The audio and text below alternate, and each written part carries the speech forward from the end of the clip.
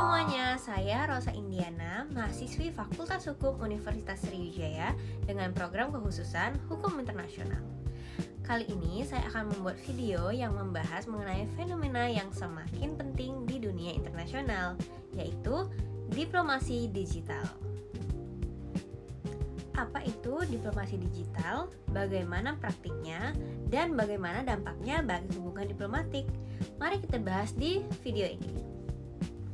Diplomasi digital atau digital diplomacy adalah penggunaan teknologi digital seperti internet dan media sosial oleh negara, organisasi internasional maupun diplomat untuk mencapai tujuan kebijakan luar negeri mereka.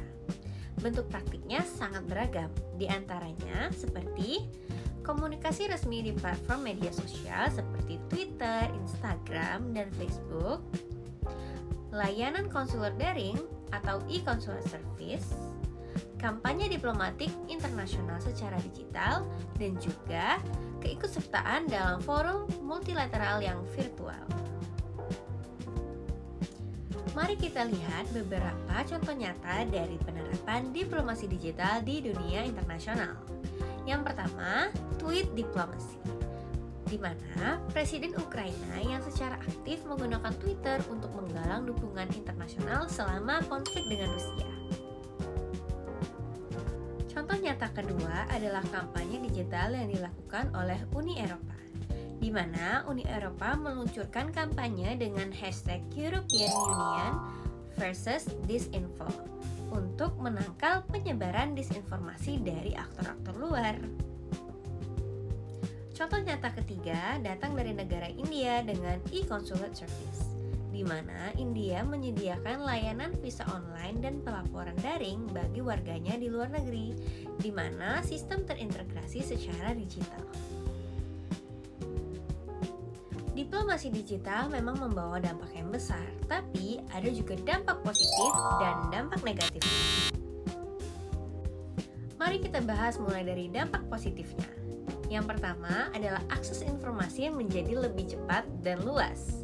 Yang kedua, transparansi meningkat, di mana masyarakat bisa dengan mudah melihat langsung aktivitas diplomatik yang terjadi.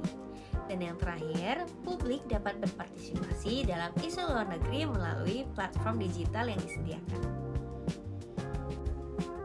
Namun, ada juga nih resikonya, seperti misinformasi dan hoax yang dapat menyebar dengan cepat. Eksklusivitas diplomasi akan berkurang sehingga berpotensi kebocoran yang meningkat. Dan yang terakhir, bahasa yang tidak sesuai etika diplomatik bisa memicu konflik antar negara. Diplomasi digital juga menghadirkan tantangan hukum yang signifikan, seperti yang pertama, keamanan cyber. Serangan digital terhadap sistem diplomatik bisa dianggap pelanggaran kedaulatan suatu negara.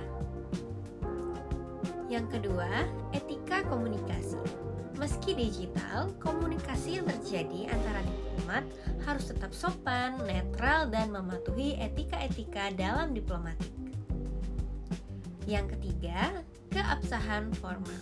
Apakah pernyataan resmi negara yang disampaikan lewat Twitter bisa dianggap mengikat atau binding secara hukum?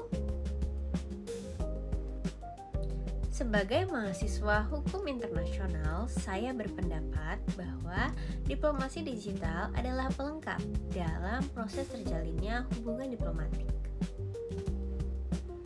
Memang, media sosial dapat mempercepat komunikasi dan meningkatkan visibilitas diplomatik.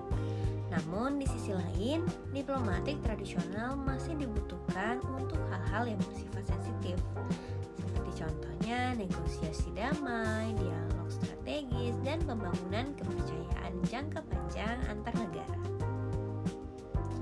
Pada akhirnya, diplomatik adalah tentang hubungan antar manusia, dan itu tidak bisa digantikan sepenuhnya oleh koneksi internet saja. Diplomasi digital adalah realitas baru dalam hubungan internasional. Diplomasi digital dapat membuka peluang tetapi juga membawa tantangannya sendiri.